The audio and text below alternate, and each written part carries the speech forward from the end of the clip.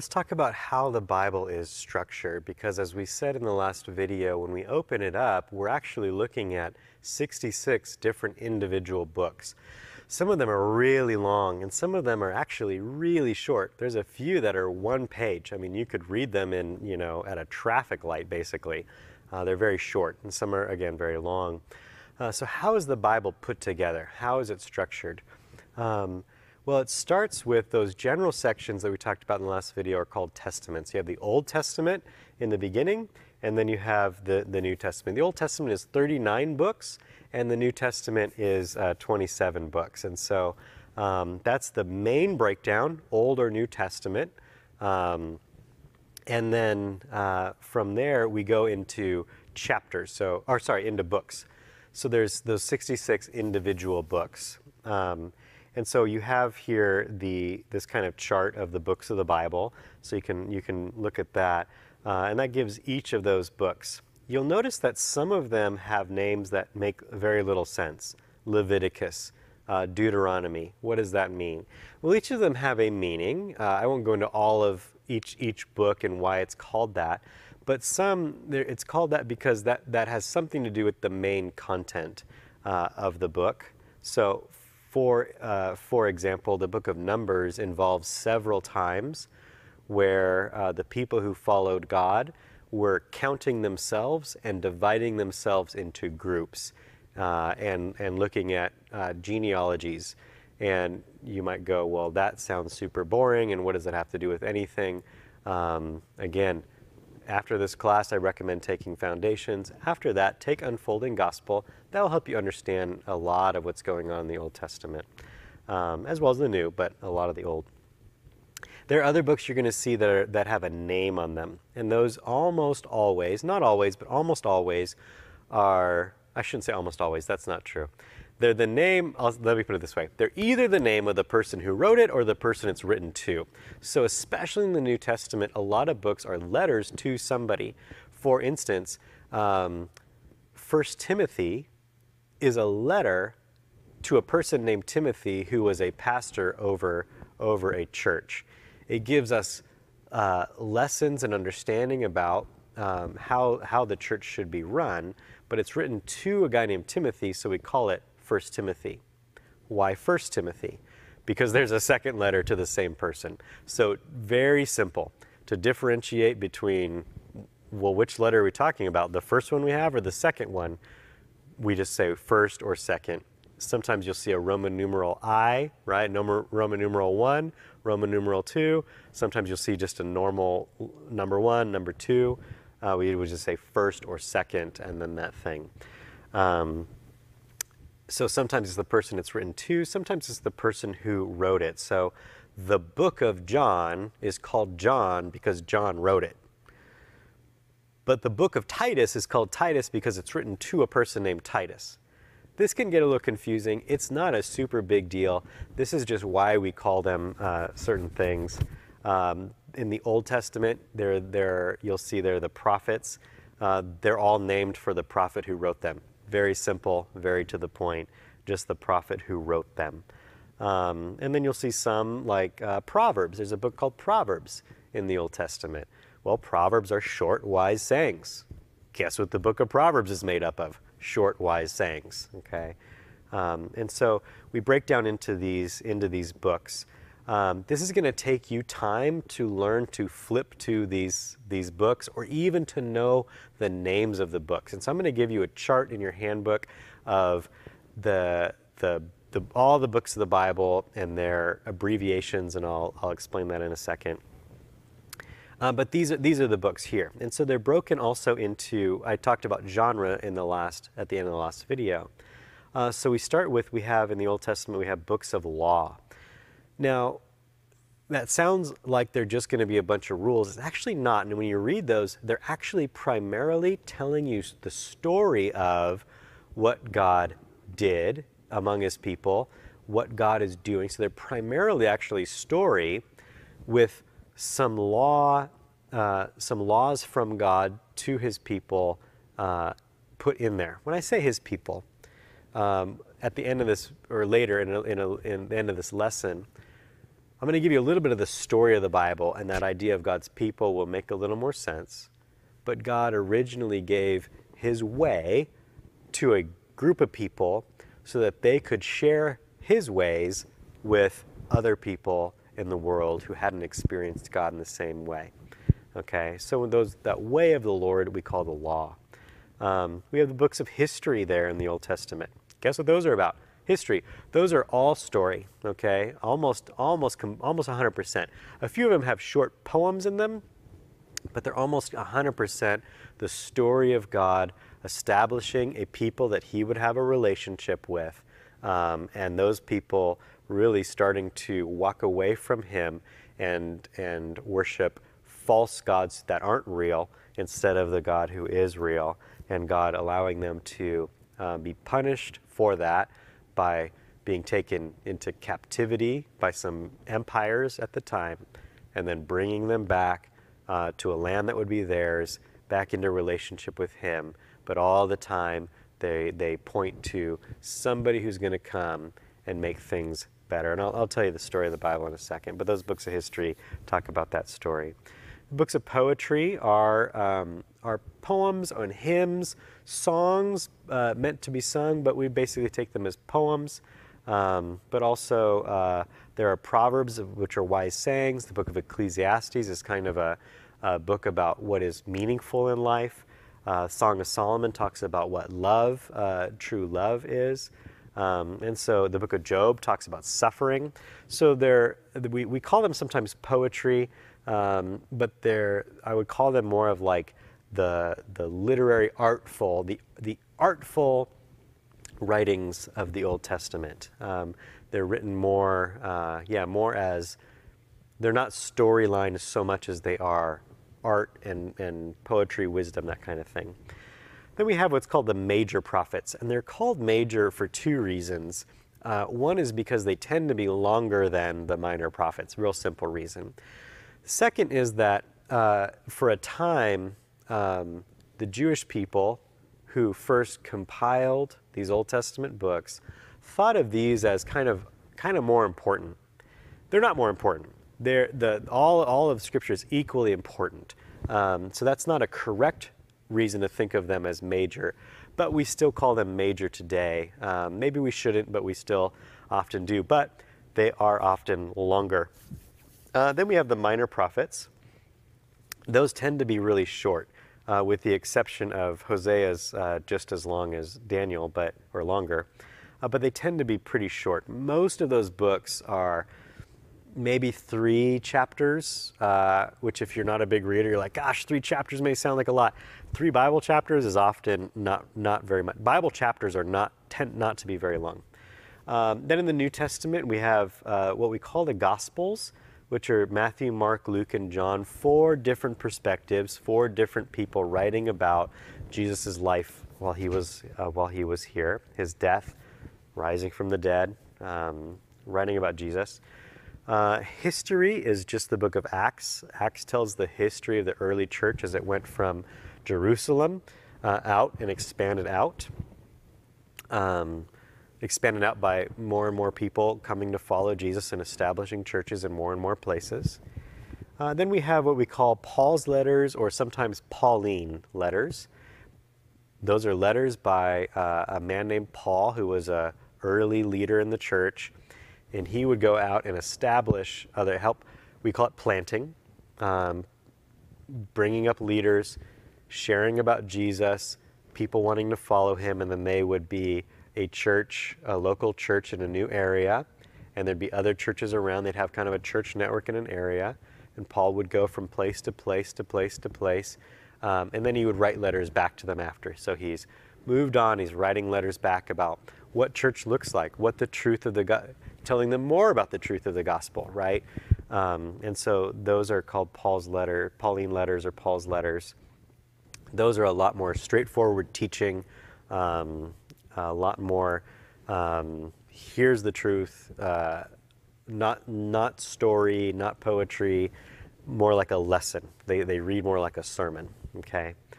And then also with that, sometimes it's broken this way as Paul's letters to individuals, which is 1st and 2nd Timothy, Titus and Philemon. Sometimes 1st and 2nd Timothy and Titus are called the pastoral letters because they're written to pastors. Timothy and Titus are pastors Paul has trained, and now he's writing to them. And so does it matter how you break these up? No, it honestly doesn't matter. They're not broken up this way in the Bible. They're all individual books. We just kind of like to organize stuff, and so we've organized it this way. You might see other charts of the books of the Bible that are organized slightly different. It really is not that important. It's important to know what books are there, to know a little bit about what's in them, and to be able to find them. But in terms of how we organize them and clump them together, that is not super important. And then we have what is said here, letters by others, or sometimes it's called general letters. And that is Hebrews, James, Peter wrote 2, John wrote 3, a guy named Jude wrote 1, and then at the end we have Revelation. Sometimes Revelation is put in its own category of prophecy. Revelation talks about what will happen at the end of the world. Revelation is a tough book to read and to understand, but we would call that a book of prophecy. It's not the same as these other letters. And so we kind of break it up that way. You might hear sometimes instead of letter, you might hear epistle, E-P-I-S-T-L-E. Epistle just means letter. Don't let it throw you. Epistle just means letter. And so that's kind of how we would organize those books of the Bible. They're organized roughly by type of literature and then kind of chronologically, meaning this one was probably written first and then this one, but not always. So for instance, in the Minor Prophets, we don't really know which one was written first in history. Some Bible scholars who study these things say it was the book of Obadiah. Some say it was the book of Joel. But the first one that is ordered in the Bible is Hosea. Is that super important? It's really not super important. We have them all. We have what we need. Which one was always written first doesn't really matter. But generally, they will tell you a story. Generally, they will move from the beginning in Genesis, right? So Genesis, Exodus, Leviticus, Numbers, and Deuteronomy actually tell one story of God forming a people who would know him to share with others who failed to do that. But it really does generally move from the beginning of the story on, as the books of history do that. The poetry books don't really come in any particular order of story because they're not really telling you a story. And so the New Testament, there are books like James is probably the first one actually written down, but it's not the first part of what's going on. The New Testament begins its story with Jesus. And so the book of James was actually written first, but it is dealing with life in the early church after the life of Jesus. So in terms of how it's organized, James was probably written first, but you know what? We want to go first to the story, which is, hey, tell me about the life of Jesus, who established his followers, who were the church, who is me and you. Other books of the Bible then are going to teach us what it is to live as the church and live as his followers. That might be kind of confusing. And so if it is, always feel free to, again, ask questions, come talk. That could be a little bit confusing. So generally it's broken by testament and then type of literature and then order of what comes first in the story, what comes second. I want to talk a little bit about Bible references. References are basically the address of where to find a particular thing in the Bible. So before the Bible was put this way, it was just these scrolls. So can you imagine trying to find an exact quote out of just a scroll and rolling through an entire scroll? That would take a long time. And so later on in the church history, they added chapters and then later added verses. So the chapters and the verses were not originally there. That means they're not super duper duper duper important. Sometimes they come at weird breaks, actually. There's times where you're like, why did we pause there? It's like, a verse might be like halfway through a sentence. And if you're like me, you're going, why couldn't you wait till the end of the sentence to say, and now verse 4? Sometimes the chapters come in weird places, but ultimately they're there to help you find where something is. And so it's basically an address. And some Christians will even call it the address. We usually say reference is really the right word, but it's basically what it is. It's basically, where is this in the Bible? And so I have there for you how this breaks down. And at first it might look like, computer code, especially when we use abbreviations of the books.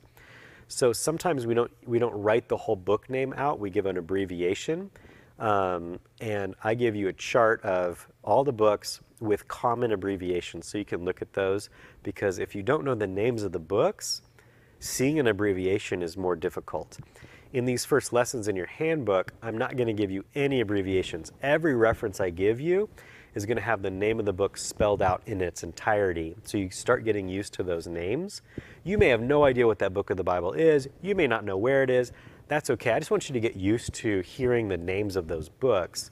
And then later in the class, we might start using abbreviations, and you'll be able to say, oh, ROM period, I know that one. That one's Romans, right? So here's how this works. It begins with, if there's a first, second, or only in the case of, the only third is a book called 3rd John, but typically first and second. So if there's 2 books written by the same person, or it might be like a part 1, part 2, or two letters written to this, whoever it is, we would call that first and second. So here I have the example for you. Roman numeral I, or sometimes you'll see a 1, is first Samuel. Sometimes Samuel will be SAM period, and you'll get, now it's an easy one because we know a kid named Sam is probably short for Samuel, but some of them are more difficult. What is MK period? Well, when you get used to it, you realize that's Mark. So first, and then the name of the actual book, right? 1 Samuel. Then is the chapter. So here we have chapter 2, 1 Samuel chapter 2. Then we always have a colon. Always a colon to separate the chapter from the verse. So it's 1 Samuel chapter 2. That's the part of the book is chapter 2. And then what part of that chapter? The part of the chapter we're talking about is the verse. That could be a sentence. It could be part of a sentence. It could be a few sentences. The verses can be kind of all over the map, which is honestly kind of annoying. But at the same time, we need to all have a standardized system so that if I say 1 Samuel chapter 2, verse 1, you know where to go. So all the Bibles are the same that way. 1 Samuel chapter 2, colon 1, so verse 1, part 1. It'll be marked. It'll be the verse is the little tiny number in your text. And then I threw in a letter A here just to throw you off. Sometimes, not often, but I want you to know it, sometimes you'll see a little letter A or a little letter B and rarely a little letter C. And what that means is the first part or phrase of that verse. So now we're getting real specific. Typically you won't see this. Typically you're just going to see 1 Samuel 2:1, and that's how you'd read that, 1 Samuel 2:1. So you don't have to say 1 Samuel chapter 2 verse 1, although you can and some people do. You can just say 1 Samuel 2:1. So you'll get used to understanding, you'll get used to hearing, 2:1, chapter 2 verse 1, 2:42. 7, 19. It'll just become second nature where chapter verse, general specific. Okay. So again, the A, you're not going to see that very often, but that means the beginning of that verse. So that's all that is. That's how the Bible is structured. So when you are using your Bible, I'm going to challenge you. If you have a print Bible, if you don't have a print Bible, I'm going to challenge you to get one, or we will give you one for free, okay? And I want you to get used to flipping it through your pages, okay? Because it's really, really helpful to know where these things are. And when you're using a Bible app, you click so quickly from a menu that it takes a long time. In reality, in a Bible app, if you're selecting the book from a menu of books, you will learn it better. But some Bible apps you can just type in and type John 3 and hit enter and it'll go there. And so that doesn't help you learn where they are. And so I really would challenge you to get used to learning where they are. Get your fingers used to finding that. Even if it takes a while, even if you have to use the table of contents, all good. Get used to that. That will help you. That will help you find things. And so that is basically how the Bible is structured.